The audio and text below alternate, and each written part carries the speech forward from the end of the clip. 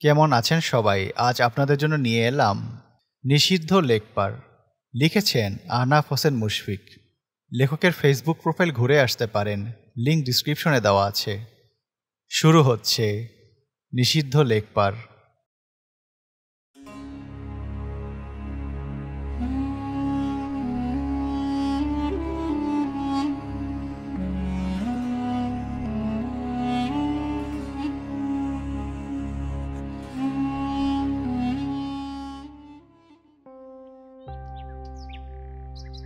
November মাস, হালকা শীত শীত ভাব এসেছে, তাই ফ্যামিলির সবাই একটু গ্রামের বাড়ি যাওয়ার সিদ্ধান্ত নিল। আমি আশিক, ছেলে হওয়া সত্ত্বেও ঘোরাঘুরিটা আসলে আমার তেমন একটা পছন্দ না, কিন্তু অনেক দিন হলো কোথাও ঘুরতে যাই না, তাই এবার যাওয়ার জন্য আমিও রাজি হলাম। যেই দিন সিদ্ধান্ত নেওয়া সেই দিনই রাত ৮টার দিকে গাড়ি নিয়ে আমরা বের হয়ে যাই দাদুর বাড়ির উদ্দেশ্যে। লং ড্রাইভে যাওয়ার সময় কানে ইয়ারফোন লাগিয়ে হরর মুভি দেখার স্বভাবটা যেন আমার নিত্যদিনের। গাড়ির মধ্যে সবাই ঘুমিয়ে গিয়েছে, কিন্তু আমি মুভি দেখছি। যদিও হরর মুভি দেখতে আমার ভয় লাগে, মাঝে মাঝে এরকম মুভি দেখার পর আমি রাতে ঠিকমতো ঘুমাতেও পারি না, কিন্তু তাও এই হরর মুভি দেখার নেশাটা আমি কখনোই ছাড়তে পারি না। আর আমি যে এগুলো দেখতে ভয় পাই তা কখনো কাউকে বুঝতেও দেই না, কারণ আমি একজন ভার্সিটির স্টুডেন্ট। মানুষ যদি জানে যে আমি রাতে একা ঘুমাতে ভয় পাই, তাহলে তো আমার মান সম্মান কিছুই থাকবে না। তো আজকে আমি সদ্য রিলিজ হওয়া একটা মুভি দেখছিলাম, কিন্তু আজকের মুভিটা সেরকম ভয়ানক ছিল না। এক পর্যায়ে আমাদের গাড়ি থামলো, সবাই এখনও ঘুমাচ্ছে। ড্রাইভারের পাশের সিট থেকে আব্বু সবাইকে ডেকে তুলল। গাড়ি থেকে নেমে চোখ বন্ধ করে ঠান্ডা একটা নিঃশ্বাস নিলাম। রাত আনুমানিক 2:44 বাজে, কিন্তু নিঃশ্বাসটা ছাড়ার সময় বুকটা কেন জানি কাঁপুনি দিয়ে উঠল। সামনে একটা বড় লেক, কিন্তু এটাকে দেখে কেমন যেন লাগছে আমার কাছে।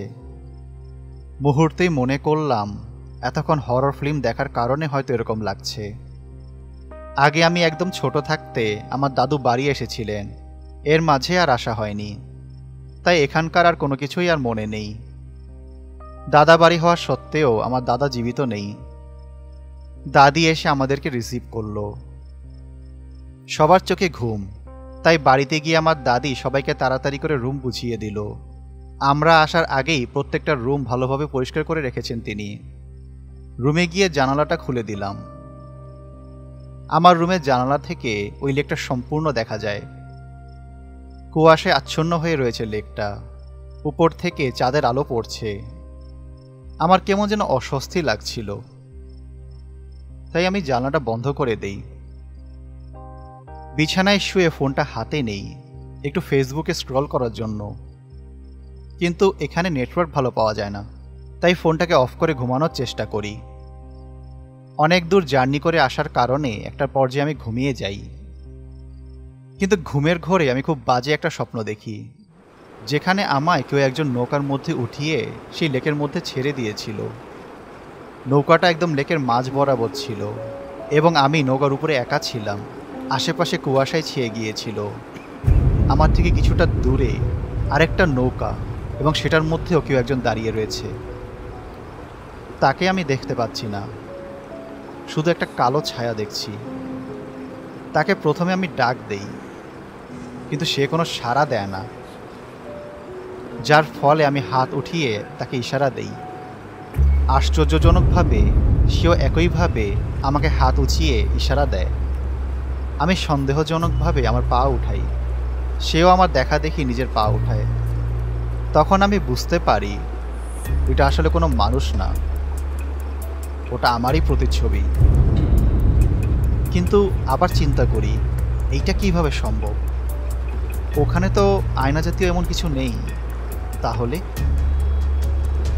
আবারও সন্দেহের বশে আমি আমার হাত উঠাই, কিন্তু এইবার সে আর হাত ওঠায় না। এইবার আমি নিশ্চিত হই যে ওইটা আমার প্রতিচ্ছবি না, বরং ওইটা অন্য কিছু। আমার ঘুম ভেঙে যায়। চোখ খোলার সাথে সাথে বুঝতে পারি যে আমি ঘুমিয়েছি এখন পর্যন্ত 30 মিনিটও হয়নি। আমি ব্যাপারটাকে স্বাভাবিকভাবেই নেই, কারণ আমি আগেই বলেছিলাম যে হরর মুভি দেখলে রাতে আমার ঘুম আসতে চায় না, তার জন্যই হয়তো এসব আজেবাজে স্বপ্ন দেখছি। আমার রুমের সাথেই বাইরে যাওয়ার আরেকটা দরজা ছিল, সেইটা দিয়ে আমি একটু বাইরে বের হই। আমার সাথে সবসময় সিগারেট থাকে। পকেট থেকে বের করে সেটাকে ধরিয়ে একটু হাঁটাহাঁটি করতে থাকি। তখন আমার চোখ পড়ে সেই লেকে যাওয়ার রাস্তাটার দিকে। এই রাস্তা ধরে হাঁটতে সামনে একটি বাঁশবাগান, আর তারপরেই সেই লেকটা। আমি আপনাদেরকে আগেই বলেছিলাম আমি খুবই ভীতু একটা ছেলে। রাতের বেলা এরকম বাগানে যাওয়া তো দূরের কথা, আমি রাতের বেলা গ্রাম অঞ্চলে বাসা থেকেই বের হই না। কিন্তু তাও কেন যেন আমার মন বারবার সেই লেকের দিকে টানছে।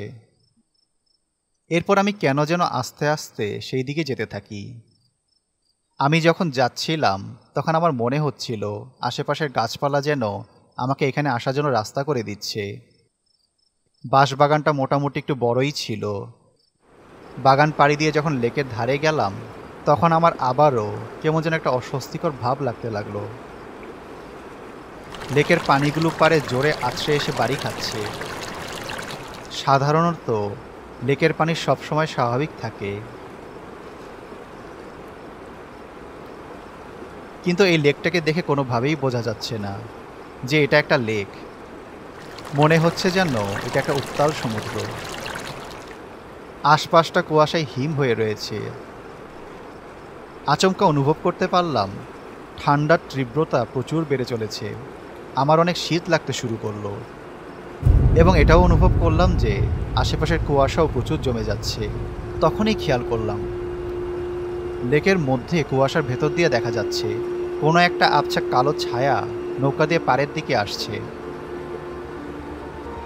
এটা সেই আমার স্বপ্নে দেখা ছায়াটির মতো ছিল। আশেপাশে অন্য কিছু দেখা যাচ্ছে না কুয়াশার জন্য। আমার শরীরটা কেন যেন ঠান্ডায় হিম হয়ে যেতে লাগলো। আচমকা চোখ খুলে দেখলাম আমি ঘরের বিছানার মধ্যেই শুয়ে রয়েছি। ভোর তখন 6টা। উঠে বসলাম, স্বপ্নগুলোর কথা ভাবতে লাগলাম। লাইফে অনেক আজগবি ও ভয়ঙ্কর স্বপ্ন দেখেছি, কিন্তু এইরকম ভিত্তিহীন স্বপ্ন কখনোই দেখিনি। এসব ভাবতে ভাবতেই ঘরের বাইরে গেলাম ভোরের ঠান্ডা নিঃশ্বাস নেওয়ার জন্য। সেই স্বপ্নের মতো আবারও হাতে একটা সিগারেট ধরালাম। এবার আমার নিজেরই ওই লেকের পাড়ে যেতে ইচ্ছে করছে, কাল রাতে দেখা স্বপ্নগুলোর জন্য। এখন আর ভয় পাবো না, কারণ আস্তে আস্তে দিনের আলো ফুটতে শুরু করেছে। সেখানে আসলেই কি আছে সেটা দেখার জন্য আমি হাঁটা ধরলাম। বাঁশবাগানের ভেতরে ঢোকার পর বুঝতে পারলাম যে দিনের আলোতেও এই জায়গাটা অনেকটাই অন্ধকার থাকে। রাতের বেলা আমি যে জায়গায় দাঁড়িয়েছিলাম এখন আবার ঠিক সেই জায়গাটাই এসে দাঁড়ালাম। কুয়াশা এখনও কমেনি, আকাশ এখনও প্রায় অন্ধকার। হঠাৎই খেয়াল করলাম আমার সামনে কালকে খাওয়া সিগারেটটি পড়ে আছে, যেটি আমি অর্ধেক খেয়েছিলাম। কৌতূহল বশত একটু সামনের দিকে তাকাতেই দেখি আমার পায়ের ছাপ। হ্যাঁ, গতকাল রাতে আমি ঠিক এই জায়গাটার মধ্যেই দাঁড়িয়েছিলাম। তার মানে কি কালকে রাতে দেখা সেই জিনিসগুলো স্বপ্ন ছিল না, সেগুলো সব কি সত্যিই ছিল? সেই মুহূর্তেই শুনতে পেলাম পেছন থেকে দাদি নাস্তা খাওয়ার জন্য ডাকছেন। আমি কোনো মতে নিজেকে সামলে ঘরে গেলাম। খাওয়া দাওয়া শেষে একটু দোকানের দিকে গেলাম। সেখানে একটা টঙের দোকান দেখে একটু বসলাম চা খাওয়ার উদ্দেশ্যে। চা অর্ডার করে বেঞ্চে বসার সাথে সাথেই খেয়াল করলাম সামনে একজন 70-80 বছরের মুরব্বী বসে চা খাচ্ছেন। চিন্তা করলাম ওনাকে জিজ্ঞাসা করি যদি কোনো ইনফরমেশন পাওয়া যায়। তাই আমি তাকে সালাম দিয়ে নিজের পরিচয় দিলাম। আমার দাদার পরিচয় দেওয়ার সাথে সাথেই তিনি আমাকে চিনতে পারলেন এবং আপ্যায়নের সাথে সাথে কি করি, কোথায় থাকি জিজ্ঞাসা করতে লাগলেন। তার সাথে কথা বলার এক পর্যায়ে আমি তাকে জিজ্ঞাসা করলাম, চাচা, আসলে ওই লেক পার্টটাকে সবাই এত ভয় পায় কেন? কথাটা শোনার সাথে সাথেই তিনি কতক্ষণ আমাদেরকে কেমন যেন অদ্ভুত দৃষ্টিতে তাকিয়ে রইলেন। কিছুক্ষণ পর একটু গম্ভীর স্বরে উত্তর দিলেন, এই কথাটা গ্রামের আর কোনো মানুষকে জিজ্ঞেস কইর না, কেউ তোমার এই কথার উত্তর দিবে না। এই বলে তিনি ওখান থেকে উঠে চলে গেলেন। অথচ চাটাও শেষ হয়নি তার। পরে আমি আমার চা শেষ করে কিছু চিপস নিয়ে বাড়িতে ফিরলাম। সারাদিন বেশ মজায় মজাই কাটালাম। রাতে নিজের রুমে আসলাম। জানালাটা খুলে মোবাইল স্ক্রল করতে লাগলাম। কিছুক্ষণ পর ফোনের স্ক্রিন থেকে যখন জানালার দিকে তাকালাম, এমন সময় খেয়াল করলাম সেই বাঁশবাগানের মধ্যে কিছু একটা নড়ছে, কিন্তু অন্ধকারের মধ্যে ভালোভাবে দেখা যাচ্ছে না।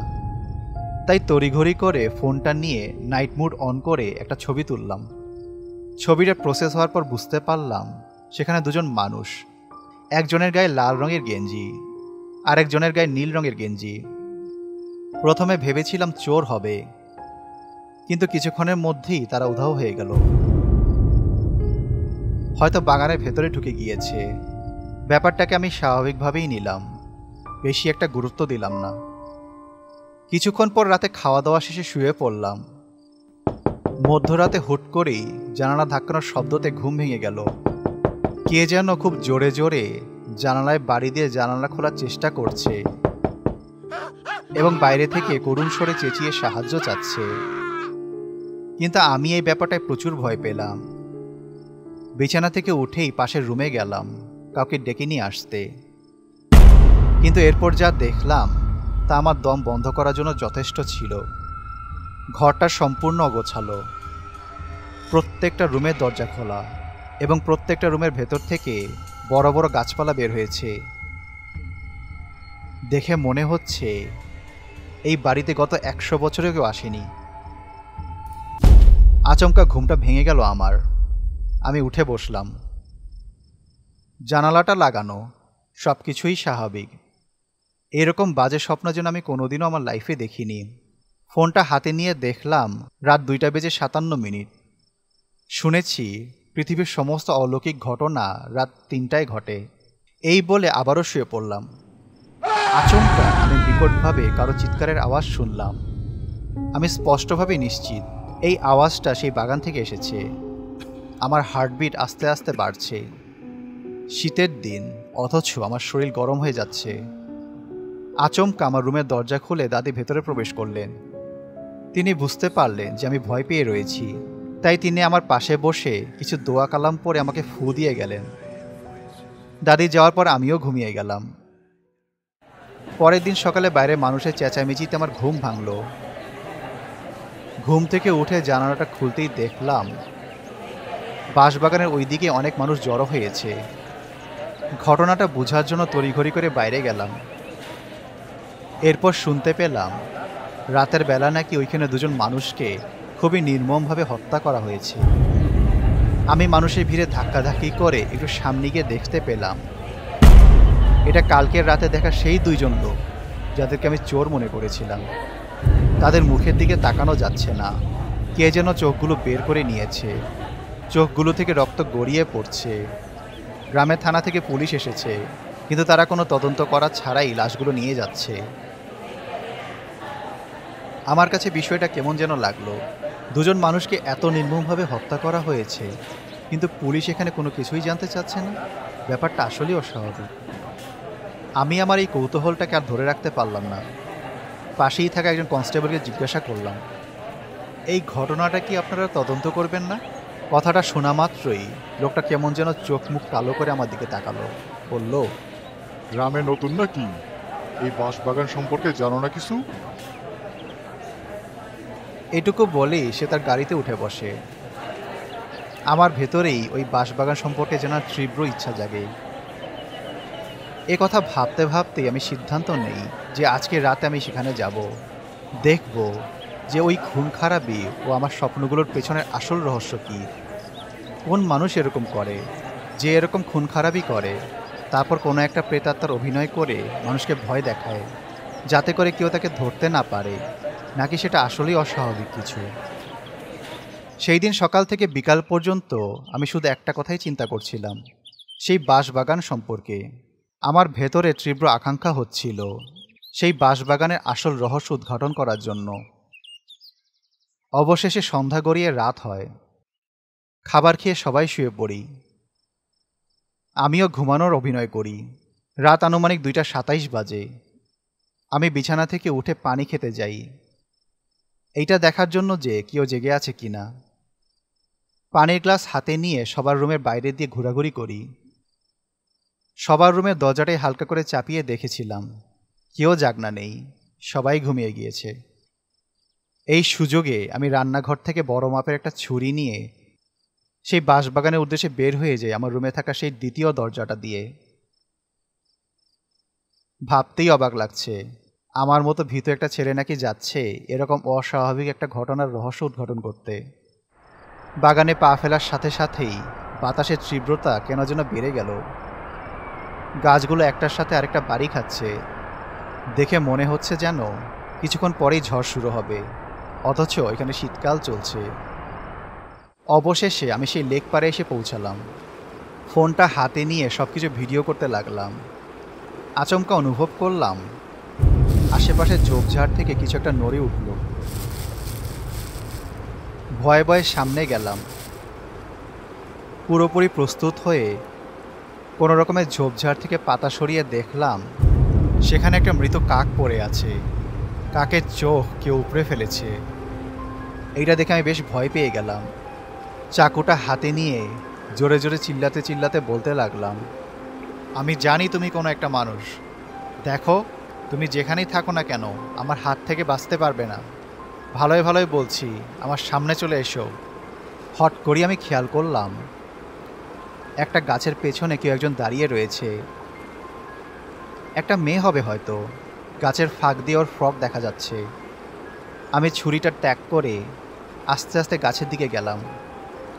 আস্তে আস্তে আমি কাছে যাচ্ছি। আমার হার্টবিট চরম পর্যায়ে বেড়ে গিয়েছে। আমি যখন গাছের একদম কাছাকাছি এসে পড়ি তখন ওই মেয়েটা ও যতটুকু ফ্রক বের হয়েছিল ওটাকে টেনে গাছের পেছনে নিয়ে যায়। আমি বুকে প্রচণ্ড সাহস নিয়ে ছুরিটা ওই দিকে ফিরিয়ে আস্তে আস্তে গাছের দিকে আগাতে থাকি। অবশেষে আমি গাছ পর্যন্ত পৌঁছে গেলে যখন এই গাছের পেছনে তাকাই তখনই আমার চোখগুলো বড় বড় হয়ে যায়। গাছের পেছনে কতগুলো মানুষের চোখ রাখা, সেগুলো থেকে গড়গড়িয়ে রক্ত পড়ছে। হঠাৎ আমি অনুভব করি কেউ একজন আমার কাঁধে হাত রেখেছে। তখনই আমি পেছনে ফিরে দেখি আমার পেছনে সাদা ফ্রক পরা একটি মেয়ে, যার চোখ থেকে রক্ত গড়িয়ে পড়ছিল। তার মুখে ছিল খুবই বিশ্রী একটা হাসি। পরের দিন আমি নিজেকে পাই বিছানায় শোয়া অবস্থায়। মা ডাকছে। আমি কোনো রকমে উঠে বসলাম। এতক্ষণ কি আমি দুঃস্বপ্ন দেখছিলাম? ব্যাপারটাকে দুঃস্বপ্ন ভেবে স্বাভাবিকভাবে নিলাম, যদিও আজ অবধি এরকম বিশ্রী স্বপ্ন কোনোদিনও দেখিনি। আমরা সবাই গাড়িতে উঠলাম। দাদি আমাদেরকে খেজুরের গুড় দিয়েছিলেন হাঁড়িতে করে। আমার চোখ পড়ল সেই হাঁড়িটার দিকে। হাঁড়িটা পেপারে মোড়ানো ছিল। আমি দেখলাম সেই পেপারের একটা অংশে লেখা, কেন সেই বাঁশবাগান থেকে কেউ ফিরে আসে না। কৌতূহলবশত গাড়িতেই আমি হাঁড়ি থেকে সেই পেপারটা খুলে হাতে নেই এবং পেপারটাকে পড়ে সেই লেক পার সম্পর্কে সমস্ত ঘটনা জানতে পারি। আসলে সেই গ্রামে একজন জমিদার ছিল। ওই লেক ও বাঁশবাগানটা তারই ছিল। সেই গ্রামেরই আরও একজন জেলে ছিল যে সেই লেকে মাছ ধরত। বছর শেষে কিছু অর্থ সে সেই লেকের মালিক অর্থাৎ জমিদারকে দিত। সেই জমিদার অত্যন্ত নম্রভদ্র ছিল, সবসময় মানুষকে সাহায্য করত, যার জন্য সে সেই জেলের থেকেও খুব কম অর্থ গ্রহণ করত। একদিন জেলে তার ফুটফুটে সুন্দর কিশোরী মেয়েকে নিয়ে আসে জমিদারের সাথে পরিচয় করে দেওয়ার জন্য। কিন্তু জমিদার তার মেয়েকে দেখে চমকে যায়। এত সুন্দর মেয়ে সে আগে কখনো দেখেনি। প্রথম দেখাতেই জমিদারের তার মেয়েকে অনেক ভালো লেগে যায়। পরে একদিন সে সেই জেলেকে তার মেয়েকে বিয়ে করার প্রস্তাব জানায়। কিন্তু জেলে এরকম বৃদ্ধ লোকের সাথে তার মেয়েকে বিয়ে দিতে রাজি হয় না। উল্টো বলে যে তার মেয়েকে দেখলে জমিদার যেন চোখ নিচু করে রাখে। জমিদার অত্যন্ত ভদ্র ছিল, কিন্তু এই কথাটা সে যেন কোনোভাবেই গ্রহণ করতে পারল না। পরে একদিন জমিদার বারান্দায় দাঁড়িয়েছিল। তখন সে দেখতে পায় জেলে তার মেয়েকে পাড়ে রেখে মাছ ধরতে গেছে। সে লেকের মধ্যে ভালো করে দেখে যে জেলে অনেক দূরে চলে গিয়েছে। তাকে এখন আর দেখা যাচ্ছে না। তখন প্রায় সন্ধ্যা সন্ধ্যা হয়ে গিয়েছিল।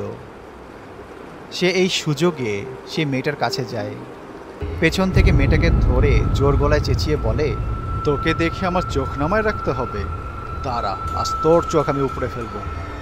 এই বলে বড় একটা ছুরি দিয়ে তার চোখগুলো উপরে বের করে ফেলে। পাশে থাকা ছোট্ট একটি নৌকায় করে সেই লেকের মধ্যে ভাসিয়ে দেয়। তার কিছুদিন পরই সেই জমিদার হঠাৎ নিখোঁজ হয়ে যায়। তাকে অনেক খোঁজাখুঁজি করেও পাওয়া যায়নি। তখন কয়েক বছর পর তার পচা গলা লাশ সেই লেক থেকে ভেসে ওঠে। তার চোখ দুটো উপড়ানো ছিল। পরে পুলিশ তাকে নিয়ে অন্য একটা জায়গায় দাফন করে দেয়। এই সব কিছু পড়ে নাহিদ একটা দীর্ঘশ্বাস ফেলে। তারপর সে সেই পেপারটাকে ছিঁড়ে গাড়ির জানলা দিয়ে বাইরে ফেলে দেয়, আর মনে মনে একটা কথাই বলে, ধন্যবাদ তোমাকে।